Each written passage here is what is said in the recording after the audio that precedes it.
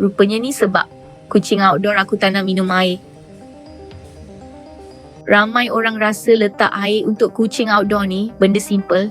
Isi mangkuk, letak luar rumah, settle. Tapi sebenarnya, inilah antara kesilapan paling biasa bila sediakan air kucing outdoor yang ramai tak sedar. Kesilapan pertama, guna mangkuk ringan dan terbuka. Kucing outdoor ni aktif. Angin kuat sikit, air terus tumpah. Lagi teruk bila air cepat kotor, daun, pasir, nyamuk semua masuk. Air nampak ada, tapi kucing tak nak minum sebab bau dan rasa dah berubah.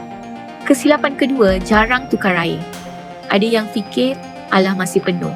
Hakikatnya, air kucing outdoor yang terdedah lama boleh jadi panas, berlumut atau jadi tempat bakteria. Ini antara punca kucing jadi kurang minum dan boleh beri kesan pada buah pinggang dalam jangka panjang.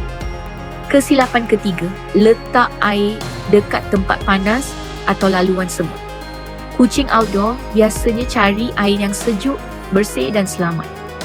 Kalau salah tempat, mereka akan cari sumber lain yang kita tak jangka. Insight dia simple.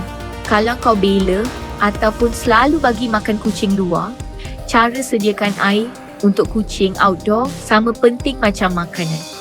Air bersih, stabil, terlindung dan konsisten boleh buat kucing minum lebih kerap.